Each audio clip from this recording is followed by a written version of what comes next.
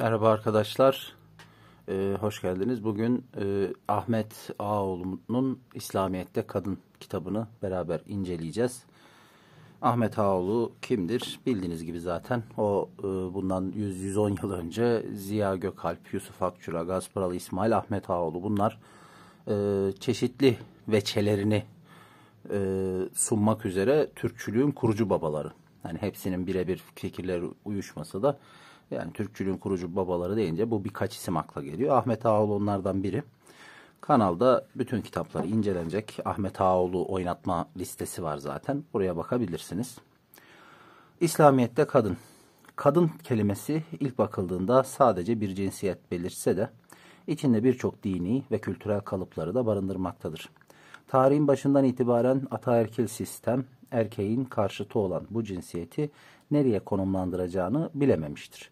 Bu konumlandırma meselesi de en çok dini değerlerde karşımıza çıkmaktadır. İslamiyet'in doğuşundan itibaren gerek Hazreti Muhammed'in kadınlar için söylediği güzel şeyler, gerekse de Kur'an'ın kadın hakkındaki ayetleri o zamana kadar hak ettiği değerleri görememiş ve aşağılanmış olan kadınlar için büyük bir önem taşımaktadır. Tarihin başından itibaren halklar birbiriyle iletişime geçtikçe bir kültür alışverişi yaşanmıştır. Bu alışveriş sırasında da halk arasında uygulanan ve dinen asılsız olan birçok davranış kalıpları geçmiştir.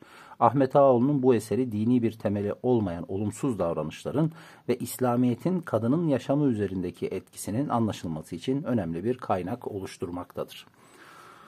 Çok ince makale tarzı diyebileceğimiz bir kitap arkadaşlar. Dorleon yayınlarından çıkmış. Ben keyifli okumuştum. Sunumunu da keyifle yapacağımıza inanıyorum. Ahmet Ağaoğlu'nun hayatı. Ahmet Ağaoğlu 1869 yılında Azerbaycan'da Şuşa şehrinde doğdu. İlk ve ortaokulu bitirdikten sonra Tiflis'te lise tahsilini tamamladı.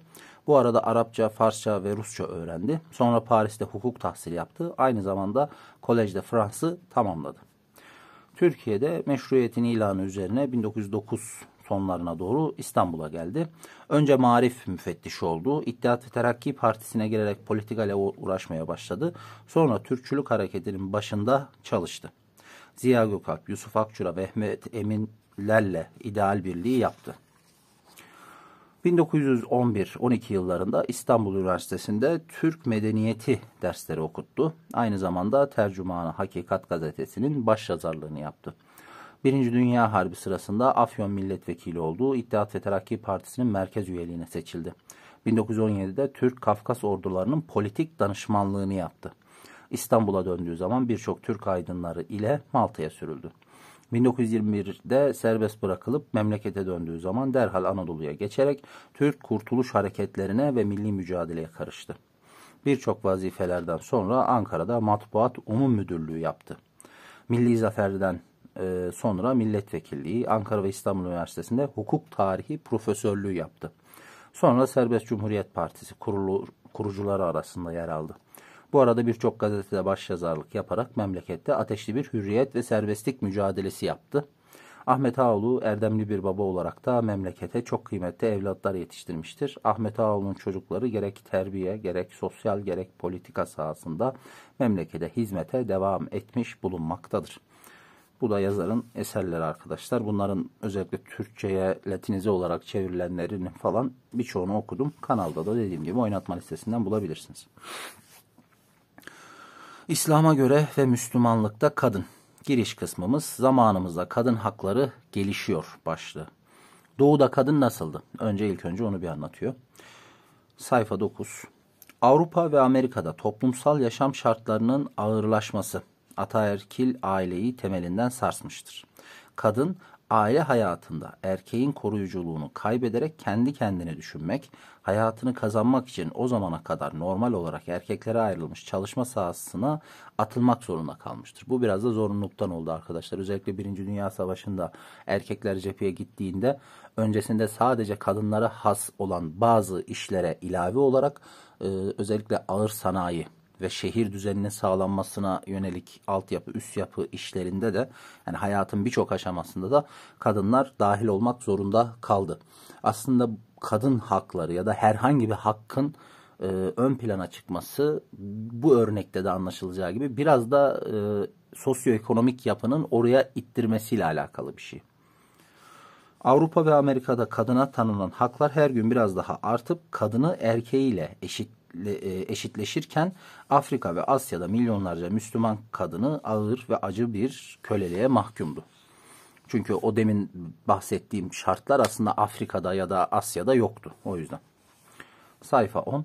Zaman zaman Türk ve Mısır basınında kadınlardan yana sesler yükselmekte. Bazı cesur kimseler Müslüman kadının dayanılmaz halinden, bu durumun aile ve toplum üzerindeki zararlı etkisinden söz açmakta. Kadının hayat şartlarının düzeltilmesini, düşünce ve vücut becerilerinin gelişmesini lüzumlu görmektedirler. Ama bunlar henüz pek cılız, kararsız ve dolambaçlı bir şekilde, hatta çoğunda sadece ima yoluyla ifade edilmiş, Müslüman topluluğuna pek etki etmeyen ve etmeyecek olan şeylerdir. Burada 2 tane soru. Kadınların ıstırabına kulak veren azimli bu ruh şahibi çıkmayacak mı? Müslüman, manevi ve sosyal alemde bir ilerleme kaydedemezler mi? Diye soru sormuş. Sayfa 11. Müslüman ülkelerde olup bitenlerin biricik sorumlusu İslam dinidir. Bu kurum olmasa her şey başka türlü yürürdü. Bu düşünceye tutunanlara göre, yani bu Ahmet Ağaoğlu'nun düşüncesi değil arkadaşlar. Bu sebep, hani kadınlar neden bu durumda diye sorduklarında bazıları, özellikle İslam'ı da çok içeriden bilmeyenler böyle bir tepkiyle, hani İslam dini yüzünden diyorlar, onu söylüyor. Bu düşünceyi tutanlara göre Müslümanlar Müslüman olarak kaldıkça ne manevi ne de sosyal alanda bir ilerleme kaydedebilirler. Bu bilgiler kötülüğün kökünü İslamiyet'te gördükleri için biricik kurtuluş çaresini bu dini ortadan kaldırmakta bulurlar. Geçmişten kalma, Batı Doğu mücadelelere hatırası olan bu çağ dışı düşünce, Batı halkının bilincine iyice yer etmiştir. Derin düşünmeye alışmayan basit insanlar için bu birbirine tamamıyla zıt 2 kutbun çarpışmasıdır. Batılıların uzun zaman İslamiyet'e düşman bir hava taşıyan Bizans ve Latin edebiyatının etkisinde kaldığını unutmamalıdır. Bu yönden en başta Orta Çağ edebiyatının, özellikle Haçlı Seferlerine ait eserlerin incelenmesi faydalıdır. Yeni başlık: Orta Çağ'da Batı İslamiyet'i nasıl görüyordu? Sayfa 12. O devirde Muhammed boynuzlu bir şeytan yahut halkı baştan çıkaran, bundan ötürü de cehenneme layık görülen Deccal şeklinde betimlenmekteydi. En parlak zekalar bile bu çeşit yanlış inançlarla beslenmişti. Dante ilahi komedyasında Muhammed'i Araf'ın bir köşesine ilk çağ filozoflarıyla yan yana koymak cesaretini gösterdiği için az daha ateşte yakılacaktı. Cesareti dediği şu arkadaşlar, yani Muhammed'i cehennemin dibine niye göndermedin? Araf biraz daha arada bir yerde, filozoflara yakın bir yerde diye adam bu kadarcık bile nasıl derler, bu kadarcık bir yumuşatmayı bile ne kadar sert karşılamışlar. Bu yüzden Muhammed'i cehennemin bir köşesine Frodolcino ve Bernard de Burn gibi ara bozanların arasına nakletmek zorunda kaldı. Bernard de Born kimmiş arkadaşlar? 12. yüzyıl Truborolarındandır. Şiirleri umumiyetleriyle satirik ve ahlaki bir nitelik taşımaktadır. Şair bu şiirlerinde yaşadığı devrin, yani feodal cemiyetin bir tablosunu çiziyor. Büyük ihtimalle çok kötü bir tablo. Renan'ın dediği gibi, burada Ernest Renan arkadaşlar, Pinhan Yayınlarından çıkan Ulus Nedir diye bir kitap var. Özellikle milliyetçilik teorilerinde kullanılan ilk referans kaynaklarından biridir. Bakmanızı tavsiye ederim. Ernest Renan'ın dediği gibi, Orta Çağlar öfkesini hiçbir zaman yarıda kesmedi. Muhammed bir düzenbazdan, bir deve hırsızından, papa olamadığı için yeni bir din icat ederek arkadaşlarından öç almak isteyen bir kardinalden, iğrenç bir zevk düşkününden başka bir şey değildi. Yani Renan yazmış böyle, o kadar sertler, düşünün. Leibniz ve Shakespeare halkı eğlendirmek için Müslüman peygamberini bir alay konusu haline getirdiler. Voltaire meşhur Muhammed yergisiyle Papa'nın affına erişebildi. Voltaire bu yergisinde peygamberin karakterine ve inançlarına çok aykırı olan şu mısraları ona söyletmiştir. Ne demiş arkadaşlar? Burada Fransızcası var, burada çevirisi. Tanrı gibi ya da tanrıca yönetmeliyim kısıtlanmış evreni. Eğer insan bilinirse imparatorluğum yıkılır. Yani kendini Tanrı yerine koyuyormuş gibi düşünmüş Hazreti Muhammed sallallahu aleyhi ve selleme. Sayfa 13'ten devam ediyorum. Haklı olarak bilimsel eleştiri yüzyılı diye adlandırılan 19. yüzyılda bile seçkin zekalar buna benzer yanılmalardan kendilerini koruyamadılar. Sayfa 14. Batı'da Müslümanlık hakkında düşünceler değişiyor. Zamanımızda ise din esasları bir tutku konusu olmaktan çıkmış, akli bir merak gayesi haline gelmiştir. Artık Muhammed ne Kadix'te tapınılan Mahom şeklinde bir put, ne cehenneme layık görülen bir deccal, ne de Daniel'in kehanetlerinde söze edilen keçinin başındaki küçük bir boynuzdur. O, orijinal ve yer yer olağanüstü yüksek fikirleriyle dünyayı sarmış olan bir reformcudur. Sayfa 15. Meşhur İngiliz şarkiyatçısı Max Müller diyor ki, yıllar geçecek. Hristiyanlar büyük bir hayretle Muhammed'in şahsında İsa'nın ülke arkadaşlarından, Müslümanlıkta da Hristiyanlığın mezheplerinden birini bulacaklardır. O zaman Hristiyanlar ve Müslümanlar uzun bir tarih süresince aralarında geçen din düşmanlığına ve din savaşlarına aynı derece şaşacaklardır. Sayfa 16. Dinlere insanın etkisi.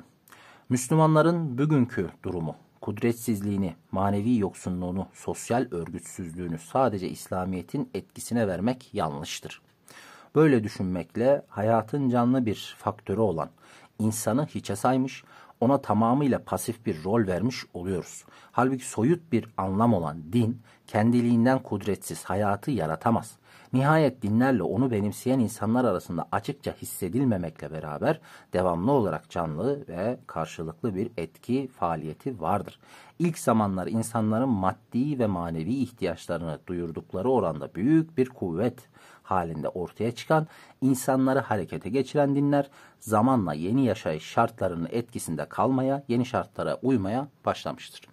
Gerçekten yani ben o konuda hani Ahmet Ağaoğlu'nun düşüncelerinde katıldığım, katılmadığım, eleştirdiğim yerler de oluyor ama bu insanın sanki din deyince gökyüzünde, havada yaşayan soyut bir kavrammış gibi algılanması münhasıran yani İslam dini için çok çok yanlış arkadaşlar. Çünkü yaşayalım ya da yaşanmayalım, dahil olalım ya da olmayalım, İslam dini hayatın içinde bir dindir. Hayatın içindeki uygulamalarıyla böyle nüans farklılıkları vardır. Belki de o sebepten bu kadar çok hani kola, tarikata, mezhebe ayrılmıştır. Ama sanki birisi, ben o yüzden bu şeye çok eleştiriyorum. Özellikle tekfirci takımda. Birisi geliyor, şöyle şöyle yapmadın, dinden çıktın falan. Hani o kadar net. Yani kendini böyle bir yorumunun üzerine, tabii yorum deyince de bu sefer şeye atıyor. Olur mu kitapta yazıyor falan. Ya mevzu diyorum ben. Yani o kitapta o bu kadar açık serahatle yazıyorsa, ya senden başka şu adam niye bunu öyle anlamıyor o zaman? Hani bir empati yaptırmaya çalışıyorum. Bir duygu, bir kafasında bir fikir olsun. Yani ben genelde yani Arapça bilmem, öyle çok bir din tahsilim yoktur. Ama şöyle gözlemleyip aynı metinden bu kadar farklı yorum çıkabiliyorsa, diyor ki sen Arapça bilmiyorsun, anlamıyorsun. En az senin kadar Arapça bilen, en az senin kadar teoloji, ilahiyat bilgisi olan adam senden bambaşka bir şey söylüyor ve o kelimeden başka bir şey anlamış. Yani bunu nasıl anlayabildim? Yani demek ki anlaşılabiliyor. Demek ki mevzu senin şöyle dediğin kadar net ve sarih değil. İnsanlar o kibri kırmalı. Yani birazcık bu din üzerine olunca özellikle Müslümanlarda aşırı bir hassasiyet oluyor ama kendinin insan olduğunu, Tanrı'nın doğrudan sözcüsü olmadığını, farklı görüşleri de muhakkak böyle bir dinlemesi gerektiğini, kolay kolay insanları tekfir etmemesi gerektiğini anlamalı. Yani birlik, İslam'ın birliği aslında bu hoşgörüden geliyor ama biz onu kaybettik sanki. Neyse, 1. bölüm Araplarda İslamiyet'ten önce kadın. Sayfa 18 ve 19'dan alıntılar. İslamiyet'te bugün göze çarpan kusurlar Orta Çağ'da Avrupa'da Hristiyanlığa atfedilen kusurlardan farksızdır. O zamanlar Hristiyanlar kendi dinlerini nasıl bilmiyorlarsa şimdi de Müslümanların çoğu kendi dinlerini bilmemektedirler. Her zaman yalnız iyiliği, doğruluğu, akla yakın düşünceleri, ahiret dünyasını, ruhun ölümsüzlüğünü, iyilik ve kötülüğün karşılık göreceğini kabul eden din, bu kusur ve kötülükleri hoş karşılayamaz.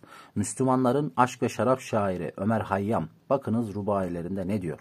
Aslında İslamiyet'in hiçbir kusuru yoktur. Bütün kusur bizim Müslümanlığımızdadır. İran'da ve Araplarda kadın. Hazreti Muhammed'den önce Arabistan'da ve Arabistan'ı çevreleyen ülkelerde kadının durumu korkunçtu. Mesela İran'da kadın tam manasıyla bir köleydi. Kadının kendi ailesi içinde kocasına karşı olan vazifelerinden ve haklarından söz etmeye bile değmez. O zamanın kadınları kendinin en geniş manasıyla kayıtsız şartsız kocaların esiriydiler. Kocaları onları adeta bir ev eşyası gözüyle bakar, ister atar ister satarlardı. Onları öldürmek veya yaşatmak kocalarının elindeydi. Arap kızını diri diri kumlara gömer, bir köle gibi satar, dilerse herhangi bir ev hayvanı ile değiş tokuş edebilirdi. Yani sayfa 20. Arap kadınları bütün haklardan mahrumdu. Muhammed'in ortaya çıkışı sırasında Arabistan'da poligami, yani ne demek poligami? Çok eşlilik, en yüksek derecesine varmıştı. O devirde varlıklı hiçbir Arap gösterilemezdi ki 15, 20 hatta 100 karısı olmasın. Molla Fenari'nin Kur'an tefsirinden almış. Bu kadınlar bütün halklardan mahrumdular. Ne kocalarının ne de erkek akrabaların mirasına konamazlardı. Muhammed daha ilk vaazlarında büyük bir sıcaklık ve samimiyetle içinde bulunduğu çevrede kadınlarla ilgili bu barbarca gelenekler aleyhinde bulunmaya başladı. Evet. Hani özellikle bugün 2'ye 1 meselesi var ya arkadaşlar, mirastan yarı pay alma meselesi. Peygamber bu şeyi getirdiğinde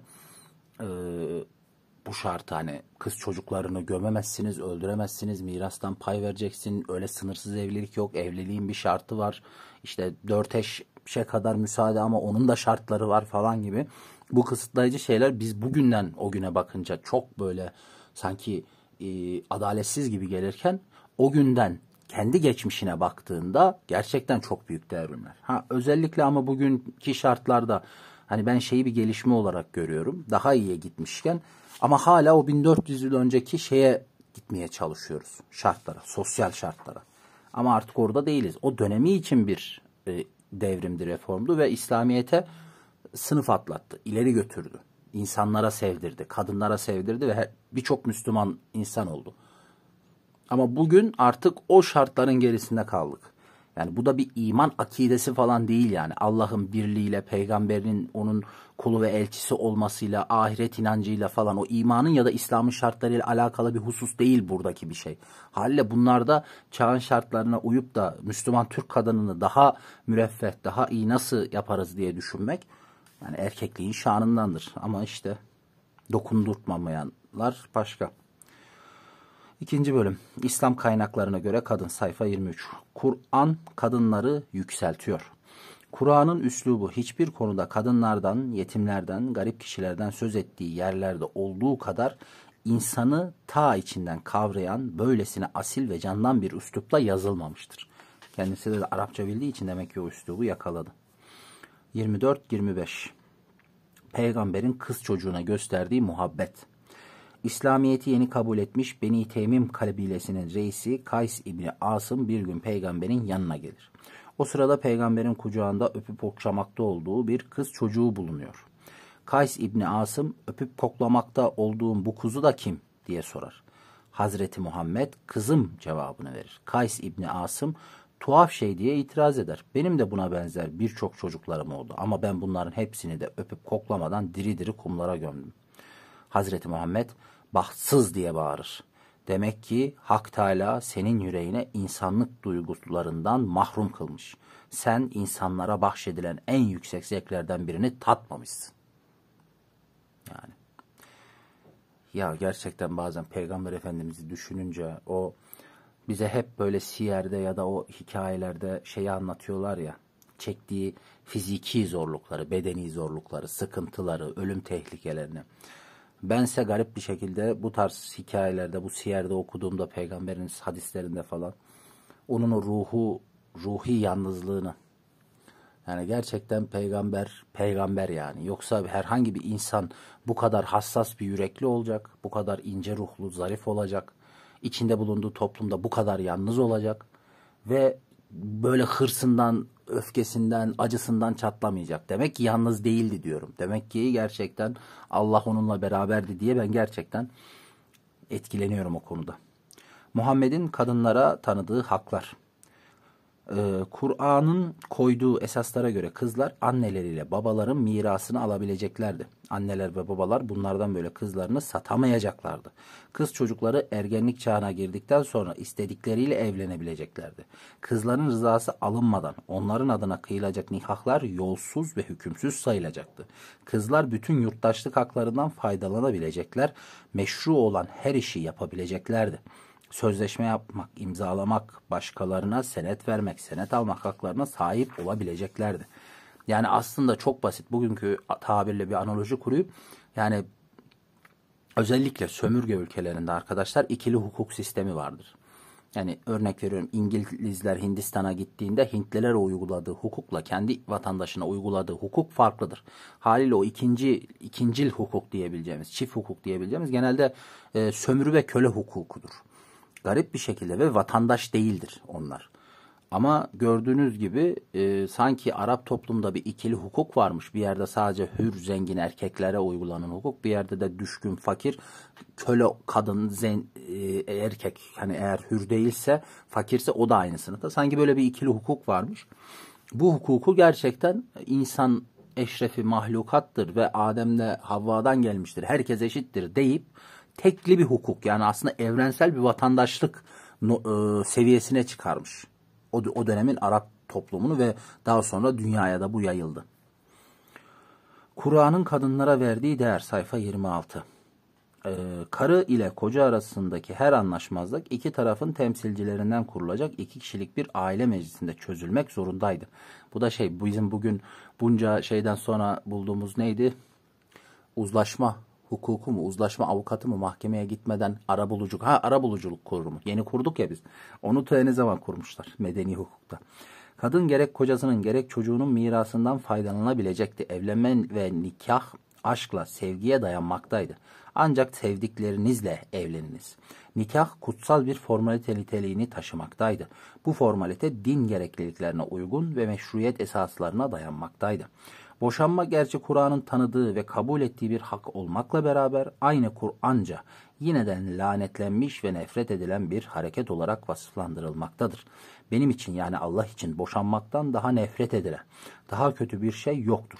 Kocalar hatta sevmedikleri karılarına bile insanca ve şefkatle davranmak, onlarla dostça ve bir anlayış havası içinde yaşamak zorundadırlar. Karılarınızla sevgi ve anlayış içinde yaşayınız. Hatta onlardan nefret bile etseniz onlara katlanınız. Allah bunun için size büyük ödül bağışlayacaktır. Daha sonra Kur'an devam ederek diyor ki, madem ki hayat size birleştirmiş ve birbirinize karşı büyük yeminlerle bağlanmışsınız, nasıl olur da sevgi ve barış içinde yaşayamazsınız? Yani gerçekten Kur'an'ın böyle dediği, hani Kur'an'ın böyle ahkama dair, hukuka dair doğrudan 2'ye 1 ver, şu şöyle olsun, taksimat böyle olsun, 40'ta 1 gibi şeylerden ziyade Kur'an'ın böyle ahlak normlarına odaklansak oradan anlayacağımız zaten tektir. Yani şu cümleleri anlayıp da itilafa düşmek çok zordur. Gene düşülebilir ama aşağı yukarı ne dediği belli. Ve biz bu damardan yürümedik. Sırf 40'ta 1'e falan, 2'de 1'e, 40'ta 1'e oralarda kaldık. Halbuki Kur'an'ın ahlak normları, yani bugünkü dünya, yani bence zaten orada, hani Kur'an'da peygamber, hani herkes diyor ya Kur'an bu dünyaya ve geleceğe gönderilmiştir diyor. Kimisi bu laftan içindeki 40'ta 1'i, 2'de 1'i alıyor. Ama ben nereyi düşünüyorum? Gerçekten bu tarz zamandan ve mekandan münezzeh, yani zaman ve mekan üstü. Her çağda, her coğrafyada hayata geçirilebilir. Geçirildiğinde de o topluma fayda sağlayabilir. Etik normları dikkate alıyorum. Ya bu yönüyle Kur'an gerçekten kıyamete kadar kalacak bir kitap. Birden fazla evlenme meselesi. Sayfa 28'den alıntı. İslamiyet bu alanda Doğu için çok önemli şeyler yaptı. Meşru karıların sayısını 4 olarak sınırlandırmakla beraber bu sınırlandırmayı yerine getirilmesi güç öyle şartlara bağladı ki gerçekte bu sınırlandırmalar mogonami yani tek eşlilik sonucuna varmak zorundaydı. Kur'an cevap vermektedir. En iyi arzularınıza rağmen karılarınızın arasında eşitlik gözetmeye, onlara karşı adil olmaya gücünüz yetmeyecektir. Yani şart şu arkadaşlar, eğer birden fazla eş alacaksan onlar arasında adil davranman gerekir diyor. Başka bir yerde de aynı Kur'an diyor ki asla adil davranamazsın diyor. Aslında şunu demeye getiriyor ya, sen kendine öyle adil davranırım deme çünkü adil davranamazsın, tek eşle devam et demeye getiriyor aslında. Bu insan gücünü dışında ve üstünde olan bir şeydir. Çok kadın alanlar daima günaha gireceklerdir. O takdirde ne yapmak lazımdır? Bu soruya yine Kur'an cevap vermektedir. Karılarınıza karşı adil olamayacağınıza dair sizi korkutan sebepler varsa o takdirde tek kadın alınız. Demin hatırladım buydu işte. Adaletsizliğe yer vermekten, günaha girmekten sizi koruyacak en iyi yol budur. Tek hanım iyidir arkadaşlar. Öyle İslamiyet'i sırf kendi nefsi çıkarlarınıza sözcü yapmak için şartları zorlamayın. İslamiyet'te saldıran Avrupalı yazarlar haksızdırlar başlığı bu. 28 ve 29'dan alıntılar. Kur'an'dan aldığımız bu pasajlar İslamiyet'in monogamiden yana olduğuna en küçük bir şüphe bile bırakmamaktadır. Bu yazarlar, yani bu yapan kötü yazarlar, batılı yazarlar, bu yazarlar Müslümanların kusur ve eksikliklerini onların dinine yüklerken de yine haksızlık etmektedirler. Çünkü tam tersine bu kusur ve eksiklikler İslam'a rağmen ve İslamiyet'in zararına olarak ortaya çıkmış ve devam etmiştir. Kur'an asil ve büyük bir hamle yapmıştır. Bir gün Hazreti Ömer camide vaaz ederken nikah sırasında kararlaştırılan mihrin, yani mihri müeccel ve mihri muaccel, biri öncesinde verilen, biri eğer boşama durumunda verilen mihir arkadaşlar, yani tazminat, kaldırılması düşüncesini savunmuş. O sırada camide vaaz dinlemekte olan kadınlardan biri ayağa kalkarak "Ya emirül müminin, bize Allah ve onun elçisi tarafından bahşedilen haklardan bizi mahrum etmeye hakkınız yok" demiş. Bunun üzerine halife sözlerini geri almak zorunda kalmış. Yani haklarını savunan kadın profili, değil mi? Hiç bize tanıdık gelmiyor günümüzde ama artık var. O dönemde varmış. Ve o zamanın kadınları bence, hani burada da bir şey olsun, ben özellikle sahabe dönemi kadınları, tabi'in ve tebe-i tabi'in dönemi kadınlarını hak savunurken çok realist, çok gerçekçi, gerçekten kadın haklarını, bugünkü gibi feministlerin, LGBT'nin, kadın hakları örgütlerinin falan savunduğu gibi saçmalık değil. Yani gerçekten politik gerçekçi. Yani politik gerçekçi deyince olumsuz manada sulamıyorum. Yani bugün mesela herhangi bir feministin ya da LGBT'nin ya da bir şeyin kadın hakları adına savunduğu şeylerin gerçekliği yok. Yani bir tane kadın 2 tane çocuğuna bakamıyor, sosyal hakları yok, parası yok. Ona böyle saçma sapan şeyler savunuyor. Yani onun sosyal haklarına dair kadın olarak kalmak istiyor. Yani kocasıyla birlikte yaşamak istiyor. Kocasına kadınlık yapmak istiyor. Ama o kadının derdi şey değil, evinin geçimi mesela, çocuklarının eğitimi. Ama feministler ya da diğer o dediğim sınıflar diyor ki yok, sen çocuk bakmak zorunda değilsin, çocuk doğurmak zorunda değilsin. İşte kendi hayatını kazanacaksın, kendine bakacaksın. Ya yok, kadın tercih olarak çocuk büyütmeyi tercih etmiş. Kocasına bakmayı tercih etmiş. Böyle sevgi dolu bir paylaşımları var. Ama bunu sağlamak için askeri müşterekte maddi bir getirisi gerekiyor. Çocukların iyi eğitim alabilmesi için devletin buna destek olması gerekiyor. Kocasının iyi bir işe sahip olmasını istiyor. Yani bir kadın evinin huzuru ve geçimi için evde çocuklara bakarken kocasının maaşını düşünüyorsa, kocasının haklarını düşünüyorsa bu da kadın haklarındandır. Hani anlatabildim mi? Ama bugünün kadın hakları savunucuları, yani o sahabelerin savunuyor. Bak, direkt nokta atışı şeyi savunuyor. Ama şimdiki kadınlar neyi savunuyor? Soyadını savunuyor. Yani soyadını, benim kendi anamın soyadını devam ettir. Ya ettir, benim çok umurumda değil. Ben böyle şeylere takılmam, umurumda da değil. Ama bu kadar gerçek sorunlar varken bu kadar süfli, geçersiz sorunlara takılmak ve bunları sorun olarak görmeyen kadınları da zorbalamak, yani bu feministlerin gerçekten yatacak yeri yok. Yani konuyu bizzat da kadınlar için söylüyorum. Benlik bir durumları yok zaten. Hani bizzat kadınlara yaptığı zararlarda yatacak yerleri yok yani. Çarşaf meselesi. 30, 31. Orada bir şey çizmemişim. Demek ki çok yeni bir şey öğrenmedim oradan. 3. bölüm Müslümanlıkta kadınlığın gelişmesi ve kadının bugünkü durumu. Sayfa 33. Genel olarak Müslümanlıkta kadınların gelişmesi tarihi 4 evreye ayırmak mümkündür. Birinci devir Muhammed'den Emevilerin iktidarına gelişine kadar sürer. İkinci devir Emevilerden Türk hakimiyetin kuruluşuna kadar olan devirdir. Üçüncü devir Türk hakimiyeti devridir. Dördüncü devir ise kadının kesin olarak düşüşü devridir. İslamiyet'te kadının ilk devri. İslamiyet'in ilk devrindeki kadınların genellikle şöyle karakterize etmek mümkündür. Sertlik derecesine varan bir erdem duygusu, çile çekmeye ve yiğitçe davranışlara karşı büyük bir istek, şiir ve propagandaya ilgili. Bu devrin kadınları duygu yüksekliği, yaratılışlarındaki asalet, yiğitçe karakterleri bakımından Hristiyanlığın ilk devrindeki kadınlara çok benzerler. Samimi ve gerçek bir inanış, sert bir aile erdemi, her şeye fedakarca katlanmak. Sayfa 34. Hatice'nin kişiliği, yani Hatice annemiz peygamberimizin ilk eşi. Hatice'nin kişiliği peygamberin ömrü boyunca ışıklı bir çizgi halinde parlamaktadır. Hazreti Hatice olmasaydı İslamiyet'in hali ne olurdu? Duygulu peygamber nice seferler, işkenceye ve hakarete uğramış, kendisiyle alay edilmiş, manen bitkin, vücutça yorgun. İslam'a davetine dair etrafta uyanan şüphelerle içi burkulmuş bir halde Hatice'nin yanına dönmüştür. Hatice kaç sefer öğütleriyle, şefkatiyle, cesaret verici sözleriyle onun sarsılan imanını kuvvetlendirmiş, o zamanlar herkese bir delilik gibi görünen vazifesine devam etmesi için ona yeni bir kuvvet ve enerji aşılamıştır. Hatice ona ilk iman edenlerden biriydi. Ömrünün sonuna kadar da onun sadık, vefalı bir ülke arkadaşı olarak kaldı.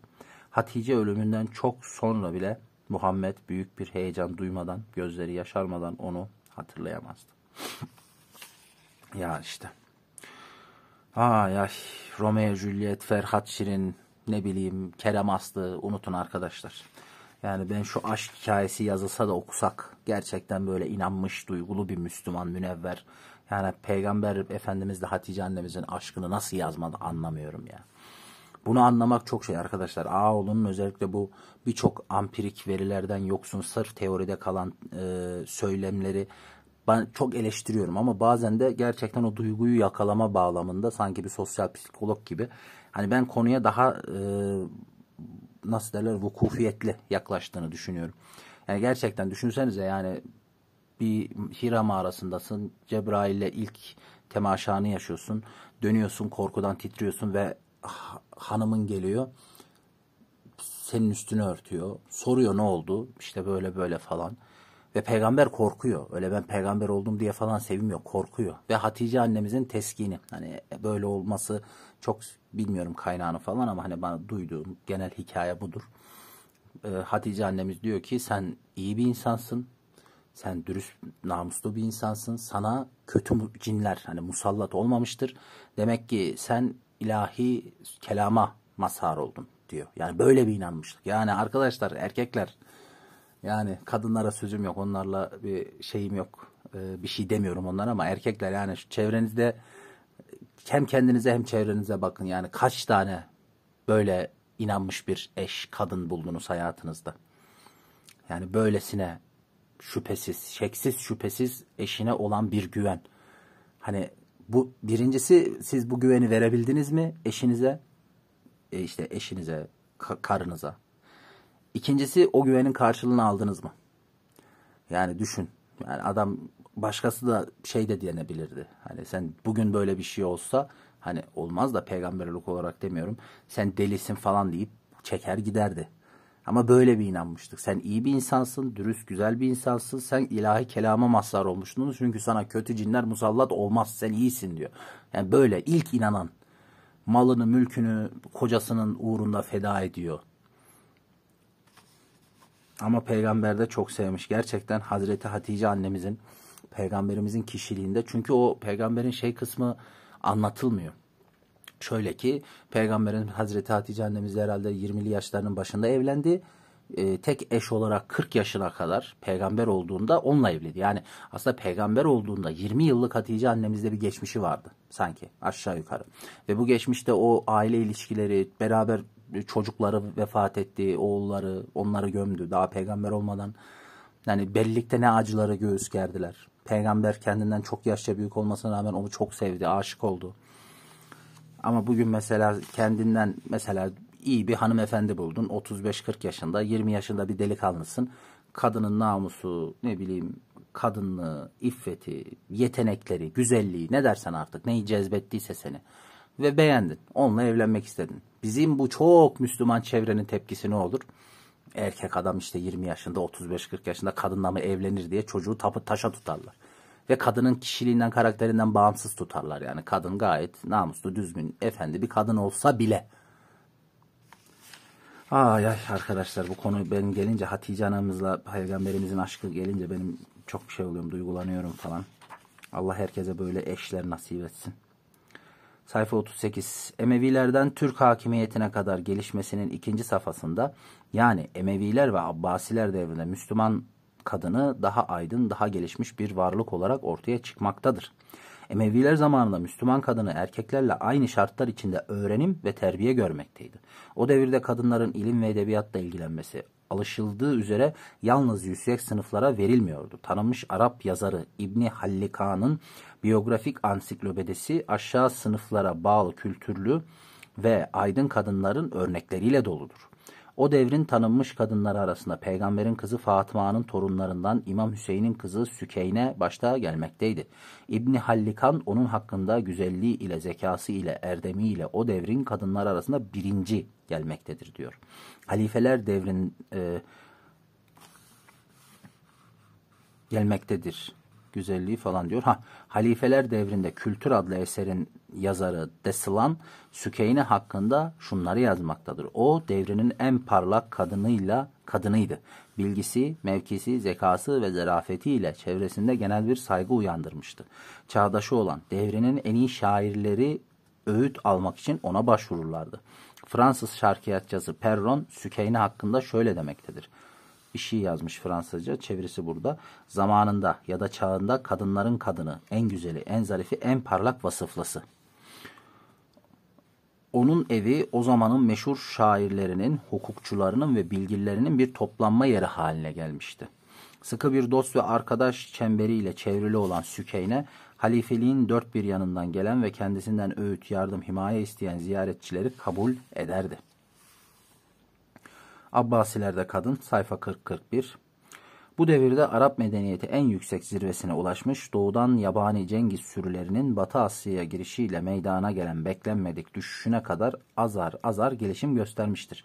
Sünni mezhebinin en yaygın kollarından biri olan Şafii mezhebinin kurucusu İmam-ı Şafii gibi o devrin en başta gelen şahsiyetlerinden bazıları tamamıyla kadınlardan etkilenmiş bulunuyorlardı. Burada bir dipnot var.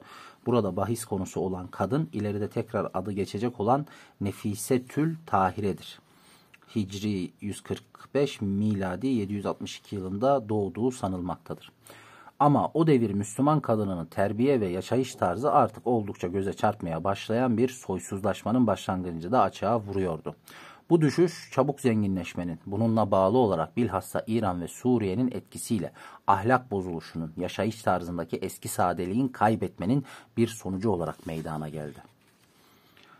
Kısacası İran yalnız hususi milli bir din olan Şiiliği icat ederek ve İslamiyet'in içine bir yığın tarikat sokarak değil, aynı zamanda Sahra'nın yarı yabani sakinlerinin eline o zamanki dünyanın yarısını veren sağlam Arap yaşayışının temellerini de tahrip ederek kaybettiği bağımsızlığının, kudretinin, şöhretinin intikamını almış oluyordu.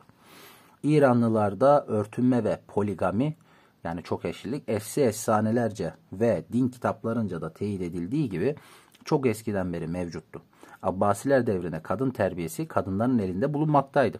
Terbiyeci olarak bu çeşit kadınları ancak orijinal eserleriyle meşhur olduktan sonra alırlardı. Yüksek sosyeteye mensup aileler bu çeşit bakıcı kadınları yüksek paralar vererek birbirlerinden ayartırlar. Böylece bunların aylıklarını astronomik rakamlara kadar yükseltirlerdi. Yani bayağı çalışıyormuş o zamanın kadını arkadaşlar. Burada örnekler var arkadaşlar. Referanslar var ama konuyu detay olduğu için geçmişim. Sayfa 48. Seyyide-i Nefise meşhur İmam-ı Şafii'nin hocasıydı. Demin İmam-ı Şafii'nin etkilendiği kadın diye dipnotta okuduğumuz. Yine bu kadın İmam-ı Şafii'ye camide alenen hayır dua etmişti. Bu devirde Müslüman kadının şahsi hürriyetinin başka cephelerinde de hiçbir kayda bağlı değildi. Mesela Emir Asim otobiyografisinde Haçlılara karşı yaptığı muharebelerde annesiyle kız kardeşin elde silah kendisine yardım ettiklerini yazmaktadır. Halife Mansur'un yeğenlerinden 2 kız Bizanslara karşı yapılan savaşlara erkekler kılığında katılmışlardı. Ama ne yazık ki İran etkisi her geçen gün kendini biraz daha fazla hissettirmeye başladı. Tarihçiler kadınlar arasından çıkmış büyük şahsiyetlerin her gün biraz daha azaldığını tespite başladılar. Perdeler kalınlaştı ve enderunlar kimsenin erişemeyeceği bir yer haline aldı. Nihayet iğrenç haram ağalarının, tutkuların, entrikaların kesin hakimiyeti devri kuruldu. Türk ve Tatarlarda kadın. Sayfa 49. Türk Tatarlarda kadınlar İslamiyet'in kabulünden önce her zaman serbestlikten faydalandılar. Devamlı olarak göçebelik eden, her zaman çadırlarda yaşayan, her an çeşitli hadiselerle karşılaşan kabileler için bu zaten başka türlü olamazdı. Bu çeşit haklarda kadın erkeğin en sadık yardımcısı ve yol arkadaşıdır. Kadın hayatın bütün tehlikelerini onunla paylaşırken erkekle eşit haklara sahip olmak zorundadır. Hatta şimdi bile göçebeliği bırakarak şehirlerde yerleşen ve şehir yaşayışını süren Türk Tatar kabilelerinde kadınlar alabildiğine ve merhametsizcesine ezilirken aynı kabilenin göçebelerinde kadın kapalılığın ve çarşafın ne olduğunu bilmemektedir. 13. yüzyılın başlangıcında Asya'da seyahat eden ve Astra'daki Özbek Han'ın ordusunu ziyaret eden İbn Batuta o devir Türk Tatarlarının kadına karşı gösterdikleri şövalyece saygıya ve kadının faydalanmakta olduğu hürriyete şaşırmıştı. Hani demiştim ya o coğrafyayla, çevreyle, kültürle de alakalıdır diye onu anlatıyor arkadaşlar. Sayfa 52 ve 53. Mısır'da kadın. Mısır'da kadınlar durum ve öğrenimiyle toplumun üzerinde büyük bir nüfuza sahiptiler. Bu kadınların birbirinin girişimiyle Darül Hikmet adını taşıyan ilim akademisi kurulmuştur. Bu akademide bilginlerin yanı sıra çeşitli felsefi ve tasavvufi doktrinler de öğretiliyordu. Hindistan'da kadın. Bunlardan bir tanesi Mihrün Nisa'yı şair Moore Lalla Rock operasında canlandırmıştır. Bu kadın Arap ve Fars edebiyatındaki derin bilgisinin yanında iyi bir müzisyendi. Ayrıca doğaçlama şiir söylemesini de bilirdi. Sonraları meşhur Büyük Hint Moğol İmparatoru Ekber Şah'ın vezirliğine yükselen basit bir İranlının kızı olan Mihrün Nisa, Ekber Şah'ın oğlu Cihangir ile evlendi ve Nuru Cihan unvanını aldı. Ayrıca onun girişimiyle insanların kurban edilmesi, kocası ölmüş kadınların kocasıyla beraber diri diri gibi gömülmesi gibi Hindu adetleri bir emir ile yasak edildi. İspanya'da kadın, sayfa 53, hiçbir zaman Suriye'nin ve İran'ın etkisi altında kalmamış olan İspanya'ya gelince, orada Müslüman kadını Arap hakimiyeti sürdüğü müddetçe erkeğin faydalandığı bütün haklardan tam bir eşitlikle faydalandı. Orada bizim Ağoğlu birazcık İran ve Suriye'nin o yozlaştırıcı tarafına değiniyor. İspanya'da o olmadığı için ilk Arap fütühatının ruhu devam etti diyor. Sayfa 55. Müslümanların kurtuluşu, onların maddi, manevi hatta politik kalkınması sadece iki meselenin, kadın meselesinin ve alfabe reformunun çözülmesine bağlıdır. Bugünün Müslüman kadını ancak serbest ve bilinçli bir anne, bir eş olmak şartıyla sosyal vazifelerini faydalı bir şekilde başarabilir. Ancak bu şartlar altında o çocuklarına sosyal hayatta çok önemli olan sağlam bir karakter ve irade benimsetebilir. Onlara yüksek duygular ve asil düşünceler aşılayabilirler. Alfabenin zorluğu, okuma yazma öğrenimine şiddetle engel olduğundan Müslümanların akıl ve yüreklerinin aydınlanmasına götüren yolları kapamaktadır. Yani konu kadın da ama son sayfada bu alfabeyi de sokuşturmuş araya. Kadın ve alfabe işte Müslüman dünyasının onu yavaş yavaş ölüme sürükleyen iki baş düşmanı. Tedavi kabul etmez iki illeti. Müslümanlar ancak son zamanlarda bu iki mesele üzerinde dikkatle durmaya başladılar. Buradaki şeyi biraz yanlış olmuş. Belki çeviriden dolayıdır. Hani Müslümanlar dediği Türk olarak arkadaşlar. Çünkü Arapların fonetik yapısına, dil yapısına, kelime cümle yapısına Arapça tabii ki uyuyor. Ve onların öyle bir dille ilgili bir durumları yok. Buradaki alfabe zorluğu dediği Müslümanlar falan diyor ama burada herhalde hala o eski kültürde Türk ve Müslüman birlikteliği kafasında olduğu için herhalde yanlış anlıyor. Yoksa Araplarla bir işi yok. Türkler için alfabe. Sayfa 56. Tekrar edelim. Ne Kur'an ne şeriat kendiliğinden yeniliğe engel değildir. Ancak bunların propagandacıları, sarıklı din bilgileri ve şeyhler şahsi çıkarları uğruna Müslümanlığa, medeniyetle bağdaşmayan bir nitelik vermeye çalışmışlardır. Mısır ıslahatçısı Mehmed Ali, Mısır şeyhlerini ve bilginlerini kendine bağlı 3 sıra askerle kuşattığı sarayına toplayıp tasarladığı ıslahat fermanını ölüm tehdidi altında onlara imzalatırken bunu çok iyi anlamış bulunuyordu. Ben de buraya tabii bunu görünce şey yapacağım. İhtimal bazı kafalar kesilecektir. Bu da yorumların sürprizi olsun arkadaşlar. Burada neyi kastettiğimi yorumlarda yazın. İhtimal bazı kafalar kesilecektir. Bu söz kimin, nerede söylenmiştir, neyin üzerine söylenmiştir bilenler yorumlara yazsın. Buraya kadar geldiyseniz videoyu beğenmenizi, yorum yapmanızı, ilgisini çekebileceğini düşündüğünüz arkadaşlara paylaşmanızı rica ediyorum, istirham ediyorum. Ahmet Ağaoğlu'nun diğer kitapların incelemesi de oynatma listesinde Ahmet Ağaoğlu oynatma listesi olarak var. Orada bulabilirsiniz. Durum bu. Herkese kolay gelsin.